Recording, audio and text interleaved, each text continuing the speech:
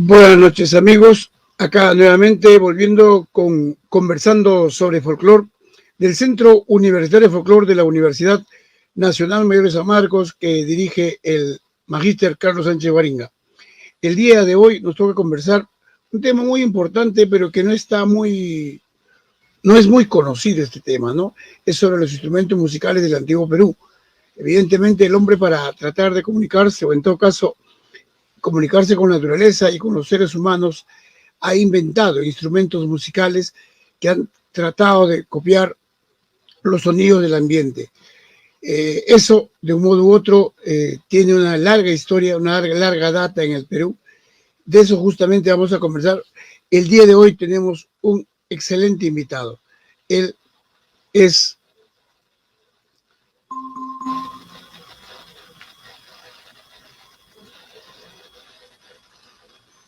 es musicólogo por el Conservatorio Nacional de Música. Ha realizado estudios de maestría en artes, musicología en la Universidad de Helsinki, Finlandia, bajo la orientación del musicólogo chileno Dr. Alfonso Padilla. Es egresado de la maestría en gestión del patrimonio cultural de la Universidad Nacional Mayor de San Marcos, 2 veces becado por el Ministerio de Cultura de España. Ha trabajado también en la Dirección de Investigación de la Escuela Nacional Superior de Folclore José María Arguedas, en donde ha coordinado el proyecto Guayllaquepa de investigación científica y experimentación artística. Me estoy refiriendo al maestro Carlos Mancilla, a quien ya tenemos con nosotros, pero antes vamos a ver un pequeño video que nos va a hacer entrar en el tema.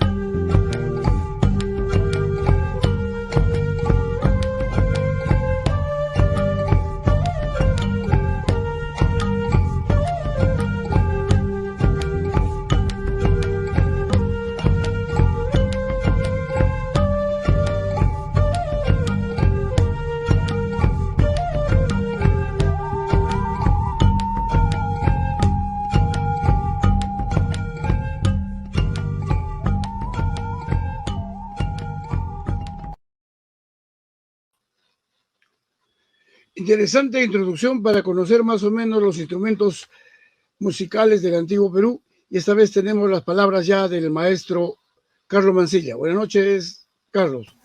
Tu saludo a nuestro querido público. Buenas noches, maestro Rubén, igual también a Nati que está detrás de cámaras, y por supuesto el saludo y el agradecimiento a mi colega y amigo Carlos Sánchez Huaringa, director justamente del Centro Universitario de Folclore de la Universidad Nacional Mayor de San Marcos. Y bueno, hubiera sido interesante también contar con la presencia de él y agradecerle a él, digamos, ¿no?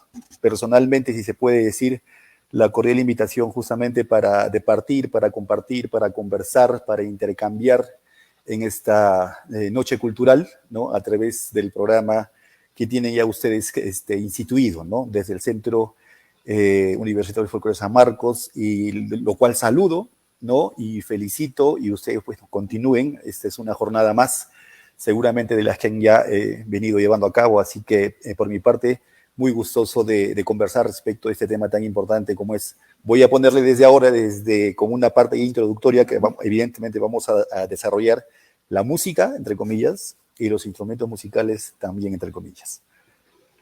Sí, es importante esto porque siempre se ha tenido la idea de que tocamos música aburrida, que música monótona, música, ¿no? O sea, se tiene ese plurito de hablar de esa música. Sin embargo, estamos viendo la gran variedad que acabamos de ver y que supongo hay más sobre este tema. ¿Qué nos puede decir de la música en Antiguo Perú, mi querido Carlos? Sí, a ver, justamente de repente partamos de un primer tema que bien puede estar o nos puede, digamos, conducir al debate, ¿no? A la discusión sobre el concepto justamente de música. Les comento desde mi particular experiencia y a través del proyecto Guayaquepa, que justamente el video que ustedes acaban de ver fue parte de aquel proyecto que desarrollamos en convenio entre la Escuela Nacional Superior de Folclore José María Arguedas y el entonces Instituto Nacional de Cultura, ¿no?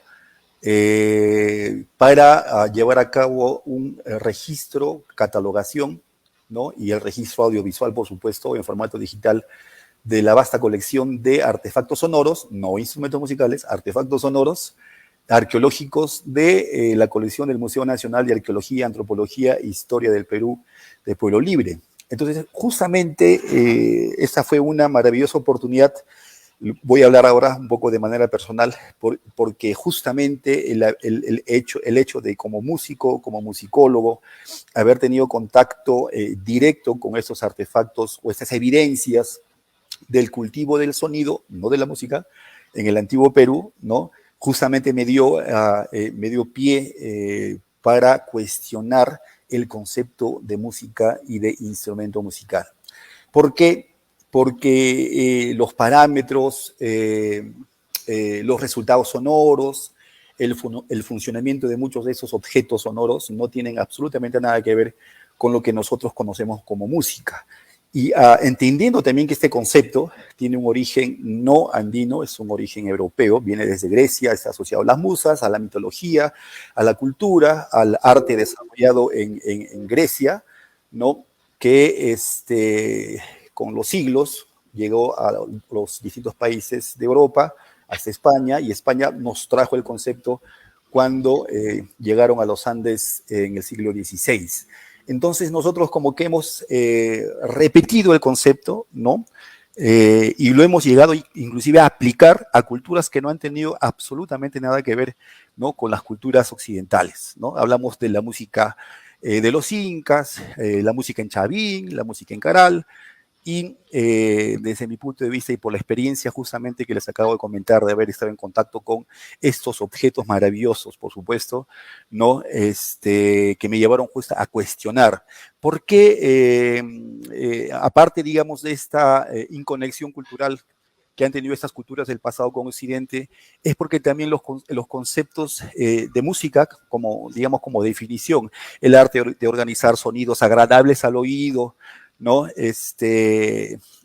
Buscando un propósito estético, en fin, Esto, y aparte de los otros conceptos adyacentes al de música, como es la afinación, la consonancia, ¿no? Y otros, ¿no? Que existen dentro de la teoría de la música, no se ajustan justamente con la variedad de sonidos, de escalas y de timbres, ¿no? Que se han manifestado en el antiguo Perú y que en muchos casos han llegado hasta el día de hoy, ¿no?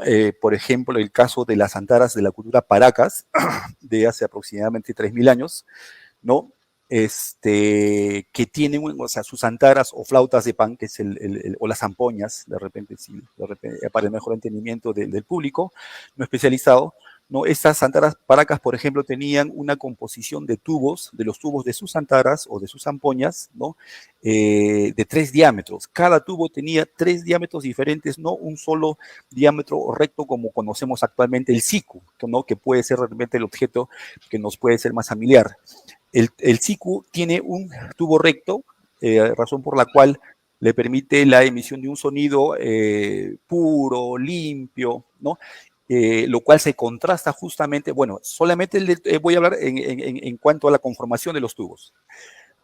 Esto se contrasta, por ejemplo, ¿no? Con una antara para acá. Después de repente vamos a ver un PDF con la variedad de esos objetos que se han visto también en el video que acabamos de ver, ¿no? De antaras de tubos complejos en la cultura nazca de 3 diámetros diferentes. En la parte proximal, ¿no? A la embocadura, de un diámetro distinto. En la parte media superior, un ensanchamiento del tubo, ¿no? De unos, dependiendo del tamaño del instrumento, 4, 5, 6 centímetros, que terminan, ¿no? En el estrechamiento de ese tubo hacia el extremo distal. Y estas tres formas, tamaños, dimensiones de tubos, lo que generan es un sonido multifónico bastante parecido o similar al sonido que producen las tarcas o algunos pincuyos, ¿no? Entonces son conceptos estéticos que han viajado o que han tenido un viaje desde hace 3000 años que inclusive, ¿no? Han llegado hasta Chile central y toda la parte norte de Chile, ¿no? Manifiesta a través de las pifílicas, ¿no? Que si bien no tienen esos 3 diámetros diferentes, pero poseen 2 diámetros diferentes que también generan estos timbres característicos que justamente no tienen nada que ver, pues, con los conceptos de consonancia, de armonía, de afinación, en fin, ¿no? Entonces, creo que parte de este conversatorio sería hacer entender un poco a nuestro público, especializado y seguramente no especializado, ¿no? En cuanto a que usar el concepto de música, como lo entendemos, para extrapolarlo a manifestaciones sonoras, a culturas sonoras, o a las formas en cómo se cultivó el sonido en los Andes prehispánicos, pues como que no tiene mucho que ver, digamos, con estos conceptos, ¿no? Eso es de repente lo que podríamos hablar a manera de introducción. Sí, interesante lo que dices, en la medida de que sí, pues el choque de dos culturas evidentemente ha hecho de que entendamos o creamos que la música es como se escucha en Occidente, ¿no? Entonces, a partir de ahí nuestros parámetros, no solamente estéticos, sino también de sonidos, etcétera, nos han hecho creer de que así son los sonidos. Así Y es. hemos crecido creyendo que eso es así, ¿no? Y hoy día, Exactamente. pues, a partir de que comenzamos a investigar, a conocer y a entrevistar a maestros como tú, nos vamos dando Gracias. cuenta, pues, que sus parámetros son otros. Y Exactamente. entonces ellos no solamente producen sonidos para el placer, sino también para comunicación, para Otras, una serie de criterios, incluso para la comunicación con deidades, ¿no? Lo cual, pues, manifiesta quizás un concepto más puro de lo que es música en ese particular, sentido, ¿no? Más particular, particular, así evidentemente, es. que nos Sí. separa de aquellos conceptos que Occidente nos ha querido hacer creer y nos ha hecho creer por mucho tiempo, ¿no? Imponiéndonos su música a través de la guitarra, de los pianos, etcétera.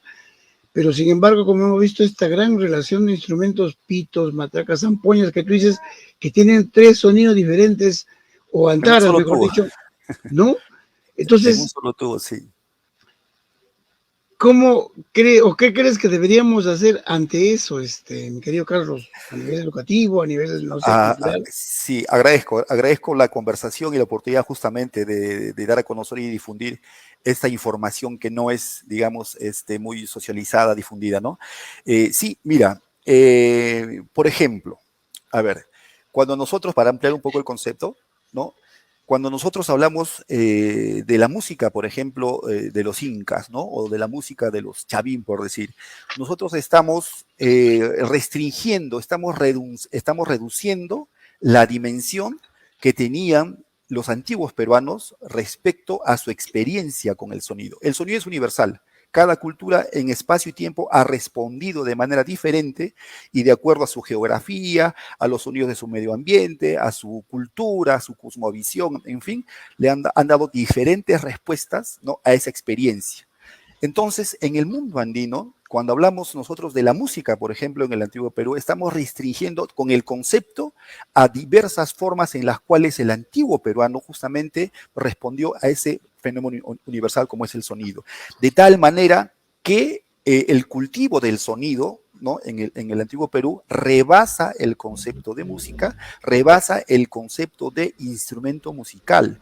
¿Por qué? Porque los antiguos peruanos usaban, ¿no?, el sonido, o cultivaban, trabajaban en el sonido, no solamente en los artefactos sonoros que conocemos como instrumentos musicales, sino más allá de eso. Usaban el paisaje sonoro, usaban los recintos arquitectónicos con fines acústicos. Entonces nosotros estamos perdiendo de vista toda esa dimensión que los antiguos peruanos tenían en torno a lo que era el sonido y la importancia que significaba para ellos. De tal manera que como hasta hoy, porque hay muchas manifestaciones del pasado que seguramente han llegado hasta nosotros y esos justamente motivo de investigación, pero hay la evidencia de que, por ejemplo, las antaras tienen su origen más remoto en Caral.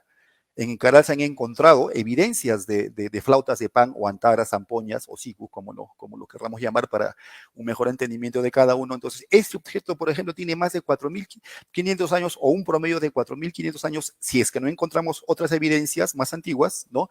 Pero científicamente las antaras vienen, digamos, los ejemplares o las evidencias más remotas desde Caral. Hablamos de una temporalidad aproximadamente de unos 4.500 años, ¿no? Entonces, cómo este instrumento desde ese tiempo ha llegado hasta nosotros, ¿no? Y por supuesto que en el camino ha tenido ciertas variaciones, como el caso de Paracas, como lo acabo de comentar, ¿no? Y este tuvo este complejo que fue continuado por los Nazca, pero que a su vez los Nazca también desarrollaron la construcción de sus antaras con tubos rectos, ¿no? Pero ahí viene el otro tema cuando hablaban antes del siku actual, que tiene esa formación recta de los tubos de sus sicus, ¿no?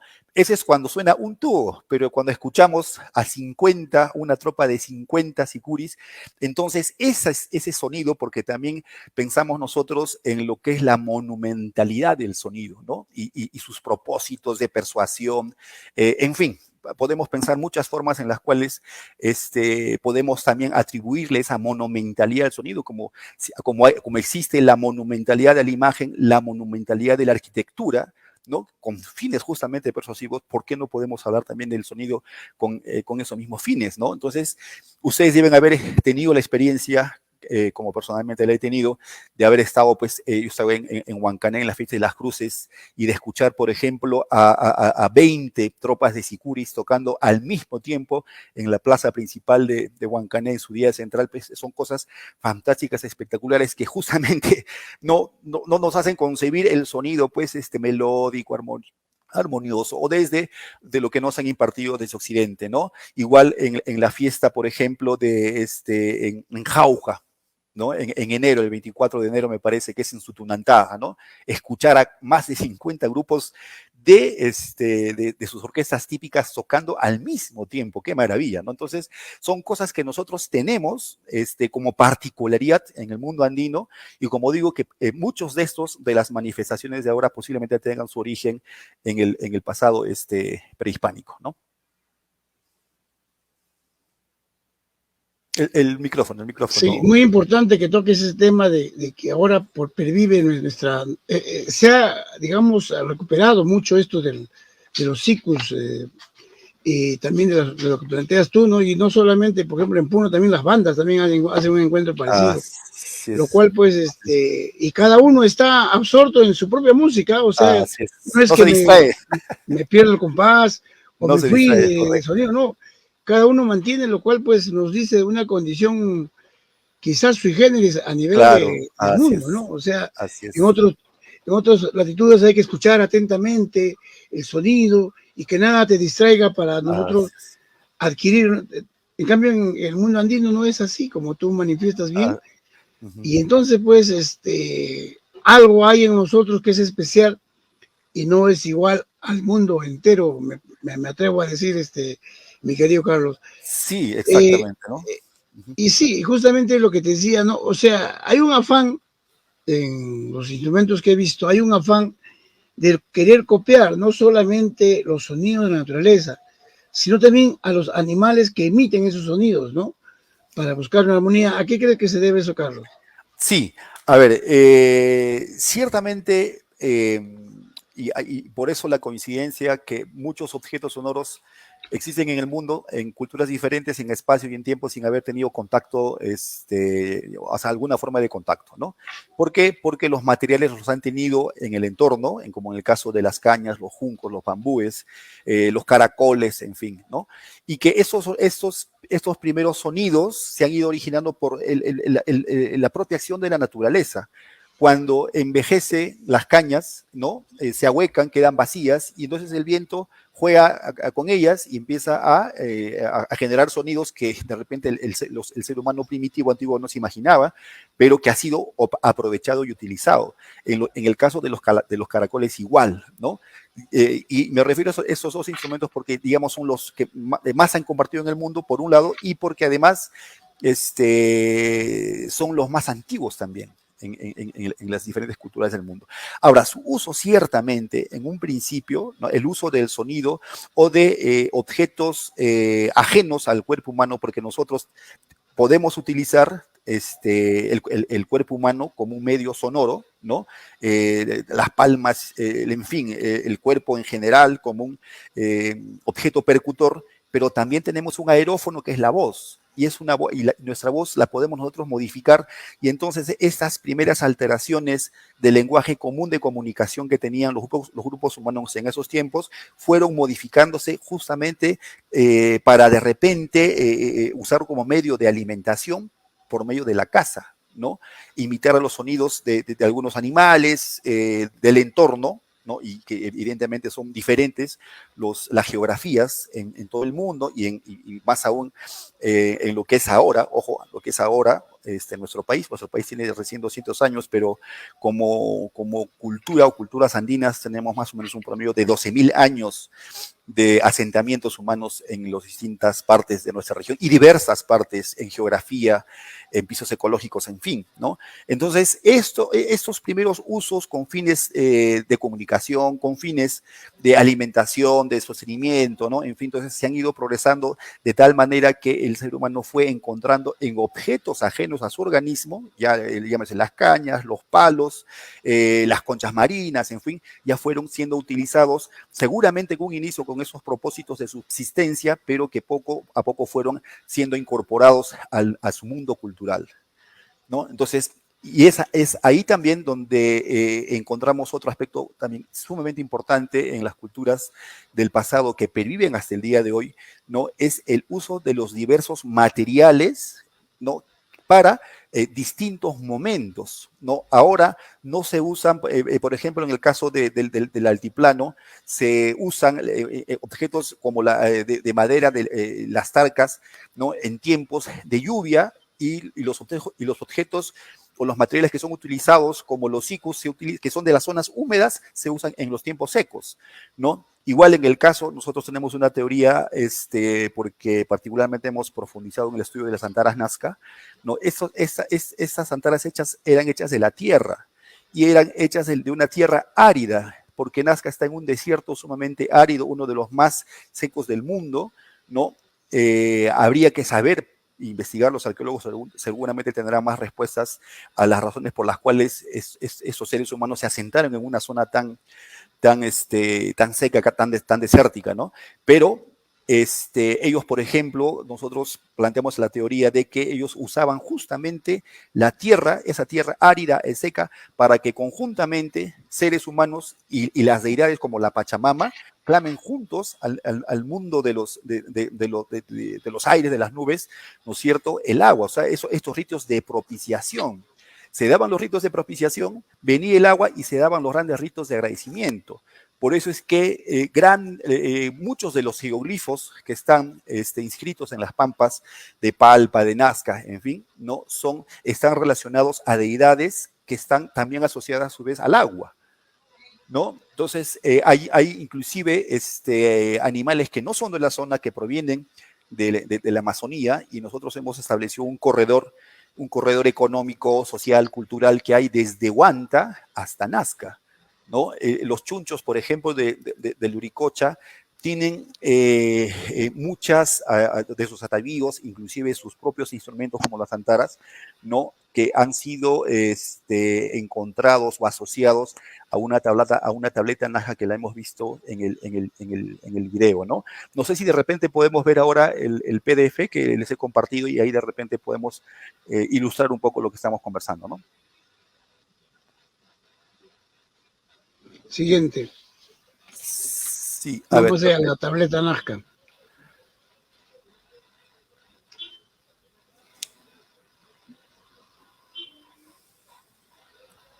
A ver, eso está en... Ya, por ejemplo, acá nomás podemos ver esos objetos que fueron encontrados en Caral, ¿no? Esas flautas que tienen un orificio de ejecución central. Estas flautas, algunas de ellas, si se fijan en la imagen de la derecha, en el centro, ¿no?, tenían un aditamento en el ¿cómo se llama?, en el orificio de soplo. Y, digamos, las primeras personas que tuvieron en las manos esos objetos tan importantes fueron moviendo esos objetos. ¿Por qué? Porque evidentemente no les eran asociados a los instrumentos que conocemos hoy. Entonces decimos, no, esto hay que sacar, eso no corresponde, ¿no? Entonces estaban maltratando, estaban generando un perjuicio histórico, cultural, artístico, estético, en fin, a esos objetos, ¿no? Porque ese aditamento que tiene, como parece una especie de lengua, ¿no?, que están en la iconografía inserta, que corresponde a la boca de monos, que además están en un acto de gesticulación de sorpresa, de asombro, porque es posible que también hayan o se esté haciendo referencia al uso de los psicotrópicos, ¿no?, a las plantas como el San Pedro, la ayahuasca, en fin, desde esos tiempos, ¿no?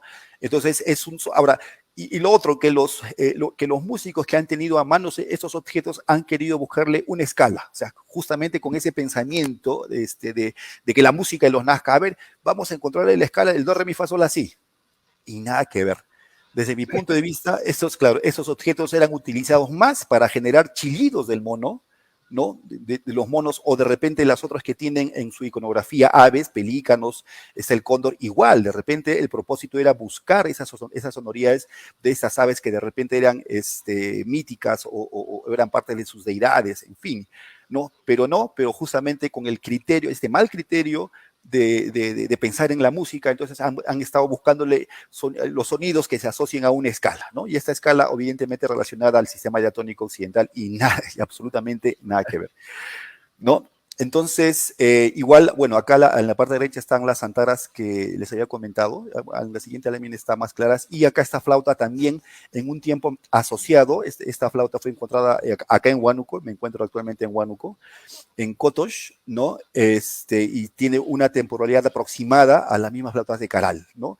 Y si pensamos un poco, justamente estamos en un corredor de Huánuco que daría justamente a la zona que corresponde a Caral en la costa, ¿no? Porque los corredores antiguamente eran pues de manera transversal y no longitudinal, ¿no?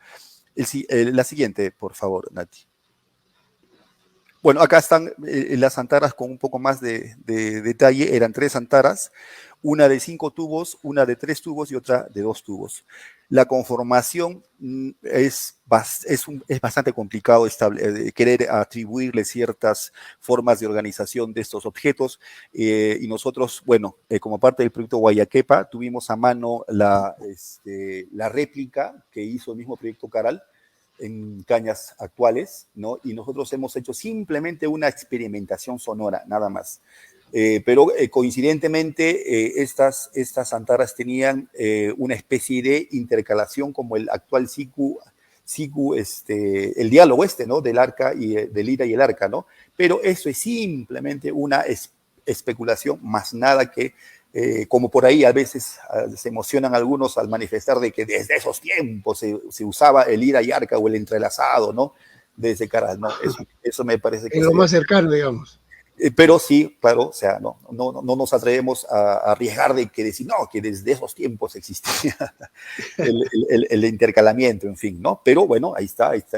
Deberíamos tener de repente más evidencias para poder de repente construir una hipótesis, ¿no? Pero como digo, a manera experimental sí hicimos una prueba y el resultado fue realmente interesante, ¿no? Ahorita no tengo yo a la mano los sonidos, hubiera sido interesante, pero digamos que no sea la primera vez para estar en esta conversación, y cuando sea la oportunidad vamos a compartir ya todo lo que estamos conversando ahora, pero ya a través de con ejemplos sonoros también, ¿no?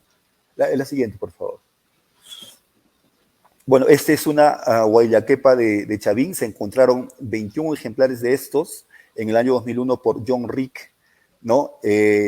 Haciendo un poco un hilo de tiempo, una línea de tiempo de Caral, Chavín, y Paracas, más o menos contemporáneo con Chavín. Entonces, lo interesante, por ejemplo, en ese ejemplar, y que muchas de esas antaras o guayaquepas encontradas en las galerías subterráneas del Templo Chavín no tenían esa iconografía.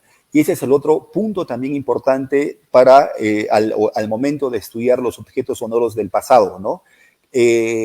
Uno es el uso del material, no es cualquier material, hay un uso consciente, ¿no? del material. En este caso, si es una concha marina, está asociada a ritos seguramente vinculados también al agua, ¿no? A los ritos de propiciación, en los tiempos de sequía, también en los ritos de iniciación en el templo de Chavín, y evidentemente esta iconografía tan, digamos, tan prolija, ¿no? Debe tener también estas connotaciones simbólicas, culturales, para la época en esos tiempos en Chavín, ¿no?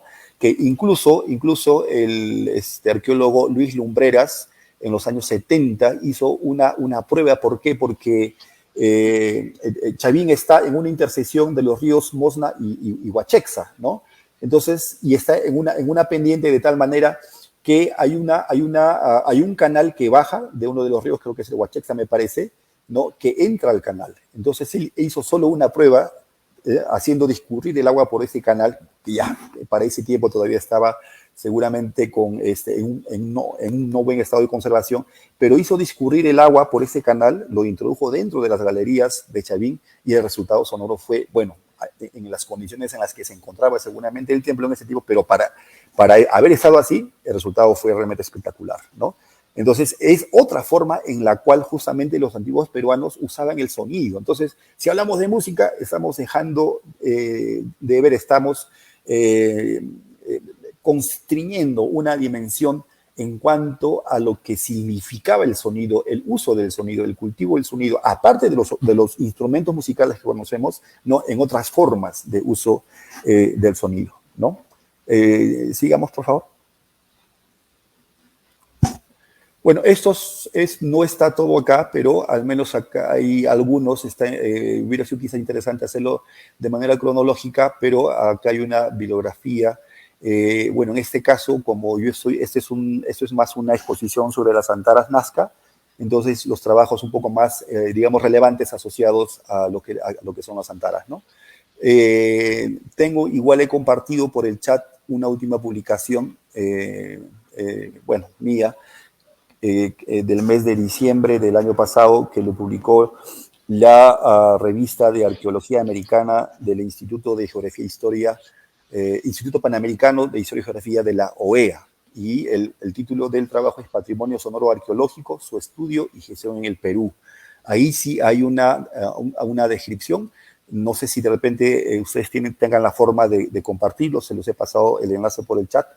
Y, si, y si ustedes podrían compartir esta publicación con los asistentes, con el público que está presente, pues yo encantado, ¿no? Ahorita lo va a poner, Nati lo va a poner. En el siguiente, por favor. El siguiente, bueno, eso es lo que el proyecto Guayaquepa que les había comentado, que fue entre el 2004 y el 2008, ¿no? Quienes participamos en ese proyecto. Los instrumentos que fueron utilizados, perdón, las culturas, ¿no? De las cuales o cuyas evidencias sonoras custodia el Museo de Arqueología. Nosotros de manera ya particular y por un interés también particular es que estudiamos las antaras de la cultura nazca, ¿no? Como vamos a ver un poco graficar ahora. Seguimos, por favor, Nati. Y sí, acá, por ejemplo, podemos ver la diversidad de antaras. No todas son de la cultura nazca, son de distintas culturas, todas o la mayoría de la costa peruana, ¿no? Entonces, y se va a ver la variedad. Por ejemplo, acá en la tercera fotografía podemos ver una antara de esos diámetros que yo les conversaba, ¿no? No es Paracas, es ya en tiempos de Nazca temprano, y como si se ve bien la forma de los tubos, miren cómo son en relación a la segunda fila, la radiografía del lado derecho, ¿no? En donde la conformación de los tubos, ¿no? Que corresponde a la antara que está al lado izquierdo, son rectos, que también fueron cultivados y de manera masiva, digamos, en la cultura nazca, ¿no? Sigamos, por favor. Acá vamos a apreciar las 135 antaras que forma parte de la colección del Museo Nacional de Arqueología y Antropología del Perú. Acá, ahí nomás, Nati, por favor, en la segunda página, justo miren, en la primera imagen, esa es una antara Paracas, donde si tienen un ojo, en la primera y la segunda en realidad, pero la segunda es más nazca, que es como les decía, ¿no? La continuidad del modelo que ya habían establecido los Paracas, ¿no? Un poquito más sofisticado. El bruñido de la cerámica tiene, digamos, ya un mayor trabajo, ¿no? Igual a la antara que está al extremo de la derecha en esa misma primera fila, ¿no? Entonces, y lo interesante es que de todas estas antaras, salvo el grupo que se ve en la primera página, la segunda fila, son las antaras de una misma tropa. Ahí podemos contar la última de la primera fila, toda la segunda fila y la primera de la tercera fila. Todas esas antaras conforman un conjunto, salvo esas antaras que tienen la misma cantidad de tubos, tienen la misma decoración, tienen la misma afinación. Claro, no temperado o no a la forma como lo hacemos actualmente, ¿no? Las desviaciones entre sus sonidos son distintos a los sonidos que hemos nosotros heredado por las cuales hemos sido influenciados por Occidente a través de España, ¿no? Pero ya esto es una evidencia de la existencia de tropas en el antiguo Perú, en este caso, entre los Nazca. Igual ocurre con las antaras de la última fila, solamente tenemos dos. En la otra fila, si se fijan, también hay otro grupo de antaras, de una tropa de antaras que están en las dos últimas de la penúltima fila y las que están abajo, ¿no? Las tres primeras. También pertenecen a un grupo. O sea, había el concepto ya de tropas de grupo desde hace 2000 años aproximadamente, ¿no? La que continúa, por favor. Y bueno, ahí van a ver una cantidad, miren, desde 2 tubos, y era curioso porque estas flautas de pan de 2 tubos que están en esta primera fila son diferentes y tienen formas de pie. Y la distancia entre uno y otro, entre esos tubos es aproximadamente de un semitono, ¿no? De medio tono. Pero había en esos tiempos, imagínense el criterio de hacer objetos solamente con 2 sonidos. Y por supuesto también hay antaras de hasta 16 tubos, ¿no? Entonces había también ese concepto, ese conocimiento de las distintas gamas sonoras y que evidentemente no son necesariamente similares a los siguientes. Los antiguos peruanos, en este caso los nazcas, tenían sus propias formas de construir sus escalas. Ahora, las escalas no se repiten en esos objetos. Es otro gran misterio entre los nazca. O sea, una antara con otra, si no tenía el mismo color, si no tenía la misma dimensión, si no tenía el mismo color, el número de tubos, no empataba, no emparejaba con otra antara, ¿no? Eso es como digo, un misterio entre los nazca, y que también nos hace ver la gran capacidad que tenían ellos para construir una diversidad de escalas entre unas y otras antaras, ¿no? Seguimos, por favor.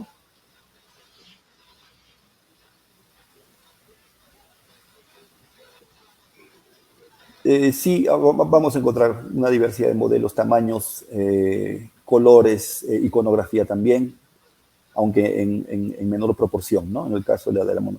Ahora, de repente, un poco para diferenciar esas antaras bulbo-fusiformes, que es la denominación técnica para ese tipo de antaras, de la segunda página en la penúltima fila, ¿no? En el lado derecho, las dos últimas corresponden a culturas del norte, como son antaras que muchas de ellas no tenían procedencia arqueológica, pero por asociación se establecían que eran antaras del norte. No recuerdo exactamente si era desde Ibicus o hasta Moche, ¿no? Pero eran antaras norteñas de la costa de lo que ahora es el Perú, ¿no?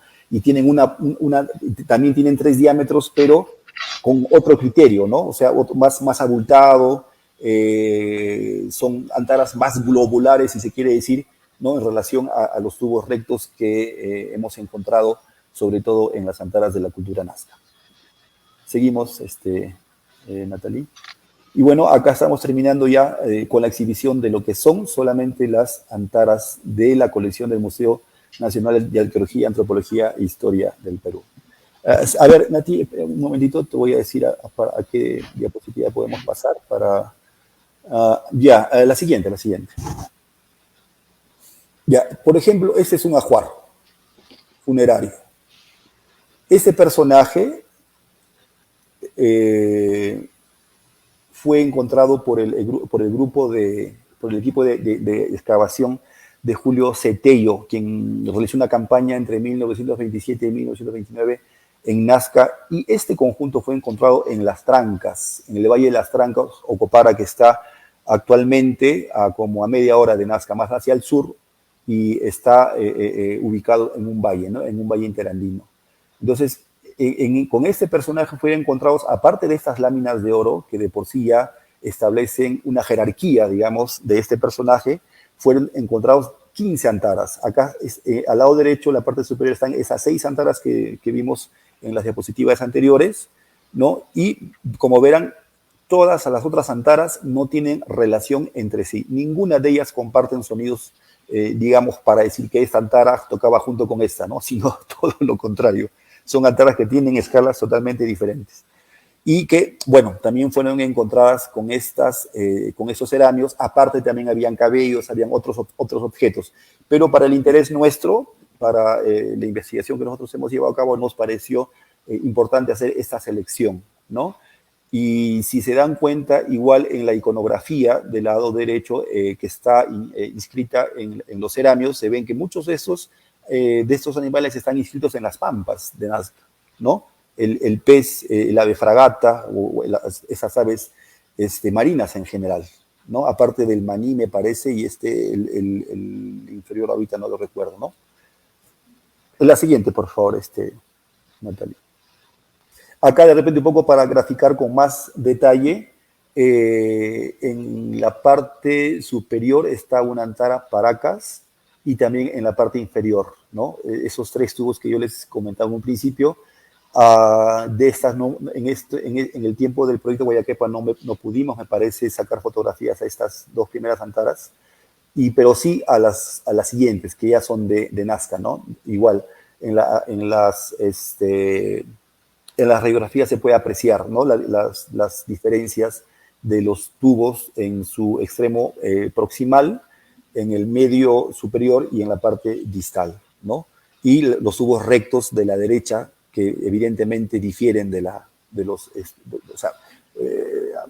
hablando, digamos, de modelos diferentes, ¿no? Que además esos modelos fueron tipificados por César Bolaños, de quien tenemos o hemos recibido, pues, estudios realmente fantásticos, ¿no? Respecto a esos estudios, lamentablemente, hubiéramos querido que César Bolaños continúe con el estudio y hubiera llegado a seguramente importantes conclusiones respecto al sistema musical, sonoro, no voy a hablar musical, el sistema sonoro que utilizaban los Nazca en ese tiempo. Nosotros tenemos una propuesta, digamos que no es el tema de la conversación de ahora, pero también está, voy a compartir la publicación ahora en el chat para que también lo puedan difundir con los participantes.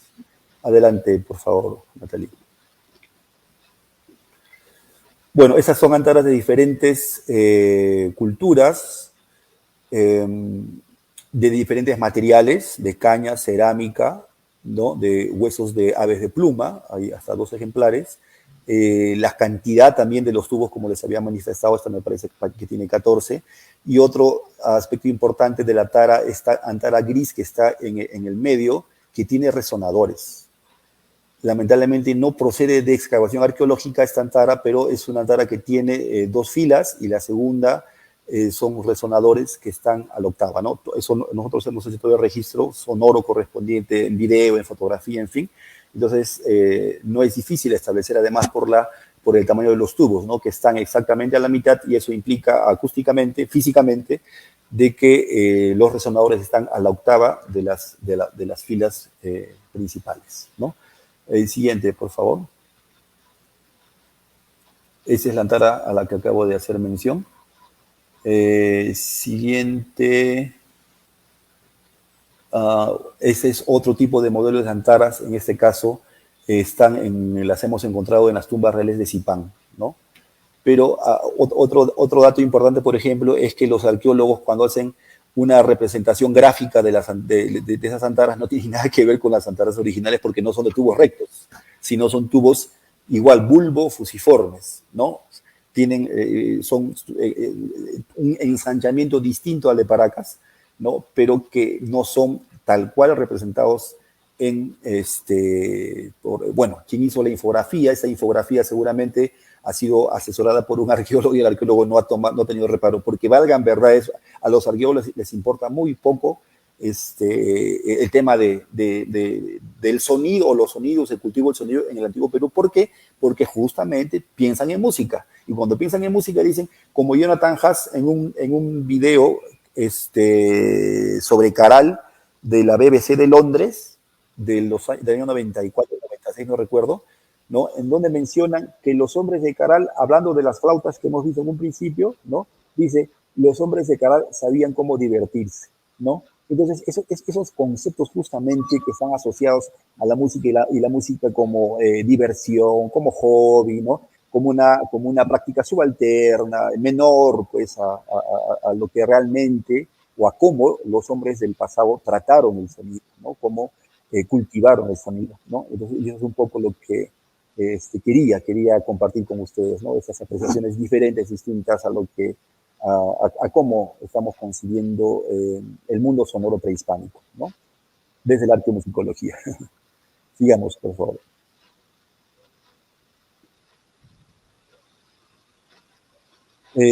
Bueno, este es un sistema que nosotros hemos utilizado para medir justamente las frecuencias de cada una de estas antaras relacionadas, ¿no? Con el sistema temperado occidental. Y vamos a ver que la desviación es esto que está en rojo encima del teclado. Eso marca la desviación, que en este caso es de 8 cents, 8.5 cents en relación a lo que es el A2 o de la octava 2 del teclado, ¿no? Bueno, eso es información un poco más técnica, que por ahora la vamos a pasar. Avanzamos, por favor, Nati. La otra diapositiva también, bueno, eso ya hemos visto, las diferencias en cuanto a los timbres de este tipo de antaras. Esto también es un proceso que nosotros llevamos a cabo, que fue la restauración para recuperar el sonido, porque estas antaras tenían el criterio de Tello, porque es en la época de Tello que se hicieron la restauración de esas antaras, ¿no? Tenían el propósito, como les digo, les importaba poco o tenían ese falso concepto de que la música en el antiguo Perú era pues, hobby, diversión y no tenía pues una trascendencia ni importancia para la arqueología, ¿no? Esos patas se divertían, ¿no? Entonces lo que hicieron fue simplemente recuperar las antaras, como vemos donde dice paso 4 en la parte superior, se está extrayendo periódicos, ¿no? Que servían como tabiques para unir los tubos. Entonces, el propósito era únicamente recuperar la forma externa de las antaras y no un aspecto tan importante que era la voz del instrumento, que era su sonido, ¿no? Entonces, cuánta información. Es como si tú movieras a una momia, ¿no? Y que la momia te diga A o B o C, ¿no? ¿No? Entonces, no le han dado para aparecer esa connotación, esa importancia, entonces simplemente recuperaban la parte externa para que se vea la antara completa y pueda exhibirse en una vitrina y punto, ¿no? Entonces, no, desde la arqueomusicología, evidentemente tenemos otro criterio, otra perspectiva, y esa fue la intención de recuperar o de reconstruir, no, de volver a restaurar esos objetos, ¿no? Y aparte que evidentemente se aprovechó para tomar imágenes de cómo estaban, cómo era el trabajo interno de los tubos, ¿no? Ahí se aparecen en las fotografías de todo lo que se señala de que para nosotros eran datos importantes de la conformación o de la estructura de los tubos, tanto externa, pero sobre todo internamente, ¿no? Lo que sigue, a ver, vamos a ver de dónde. Después viene el proceso de medición acústica de las antaras, que también fue un proceso bastante complejo, eso es bastante técnico, ¿no? Y es a través de esta propuesta que hicimos de manera personal en que establecimos que los Nazca conocían el sistema diatónico y cromático de Occidente. En otro momento, esperemos seguir conversando en otra oportunidad, ya como digo, con ejemplos acústicos para que graficarlo y para ilustrar que los nazcas conocían el sistema diatónico, pero lo dividían y lo distribuían de manera distinta a como nosotros conocemos, digamos, la manera como hoy, que es Ira y el Arca en el altiplano peruano boliviano, ¿no? Pero la división en tiempos de Nazca era de mayor complejidad, ¿no? Bueno, por las funciones que desempeñamos ahora, hemos suspendido los trabajos de investigación, pero que los esperamos retomar cuando tengamos la oportunidad. Ojalá, ojalá. Sí, sí. Sí. A ver, después de repente avanzamos pasa una por una, de todas maneras, porque ya estamos llegando a la hora, ya van a ser las 8 de la noche. Vamos a ir hasta poco a poco, a ver, hasta la...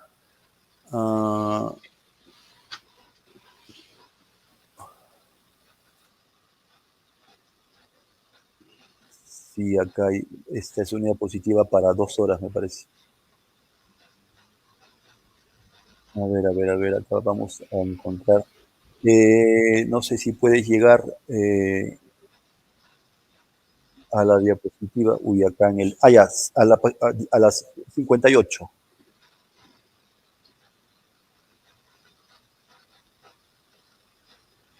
Ajá, esa es la tableta, esa es una tableta Nazca que encontró Julio Cetello en el Ingenio.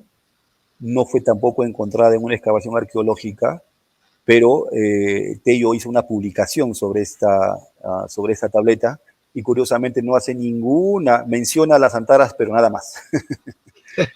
Nada más. Y bueno, y para nosotros hay una información acá riquísima, ¿no? Ahora, en la siguiente diapositiva vamos a ver justamente lo que nosotros hemos encontrado en Luricocha, en Huanta.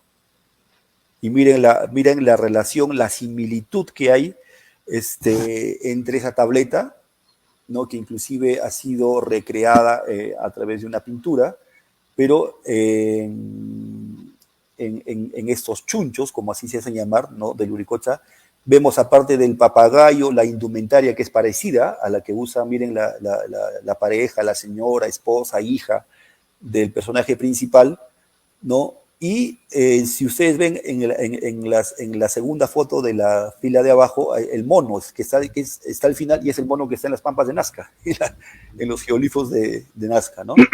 Bastante relación. Sí, entonces eso nos hace pues proponer este corredor que había entre la selva de Ayacucho y las costas de Ica, en este caso de Nazca, ¿no? En la siguiente podemos ver ya, para ir cerrando esta conversación, esto es una antara que no llegó al horno, que es un dato valiosísimo. Lamentablemente debo decir que estos objetos han estado o están en custodia por el Museo Antonini en Nazca, y fue restringido o reservado, mejor dicho, si se quiere, para que en convenio con Polonia, con la Universidad de Varsovia, o sea, se ha reservado el estudio para este grupo, ¿no? Y no para nosotros los que de alguna manera tenemos, creo que, más derecho por la herencia, ¿no? Por la herencia cultural, para tener acceso a este material. Pero nosotros, y estas fotos estaban prohibidas, nos invitaron a un congreso el año 2007, allá en Nazca, de arqueomusicología, del primero y único que se hizo, miren, todo ese tiempo, y nosotros así medio de como que le sacamos la vuelta, entramos a su laboratorio y tomamos estas fotos no, son de contrabando, ¿no? Pero la información que seguramente contienen estas antaras, sobre todo que se quedaron en ese momento, o sea, o en ese estadio, en el proceso de construcción, no fueron introducidas al horno, ¿no? Pero, como digo, o sea, la información, o haciendo un trabajo un poco más exhaustivo, se podría ir viendo cómo es que ellos, antes de introducir esos objetos al horno, se pueden identificar aspectos de su construcción previa, ¿no? Antes de ser introducidos al horno. Bueno, esperemos tener la oportunidad en un futuro. Eso, y creo que eso sería todo por ahora, estimados Rubén, Nati, y bueno, encantado de... Carlitos, realmente estoy sorprendido, anonadado de tanta información que a veces uno desconoce, justamente por los criterios que has emanado. Y entonces, pues, yo te agradezco, creo que ha sido bastante información también por los alumnos de la Escuela de Folclore de San Marcos, quienes están atendiendo esta conferencia. Bueno. Yo te agradezco, Carlos, realmente ha sido muy fructífera tu conferencia, y que creo que ha quedado material para una segunda entrevista. Encantado. Que seguramente ya Carlos te va a decir para poder nuevamente estar juntos, Carlos. Tus palabras de despedida, Carlitos.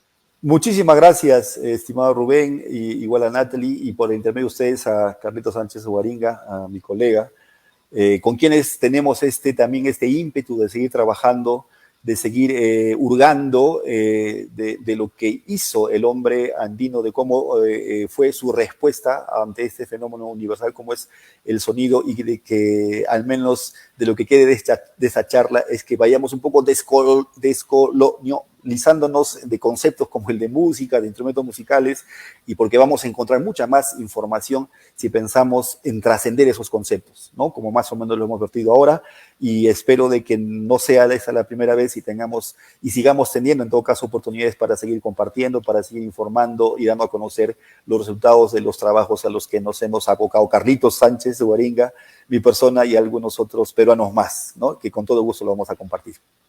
Gracias, Carlitos, muy agradecido por tu presencia, y te tomamos la palabra. No va a ser la primera vez, definitivamente, eso sí, tenlo por seguro. Amigos, encantado.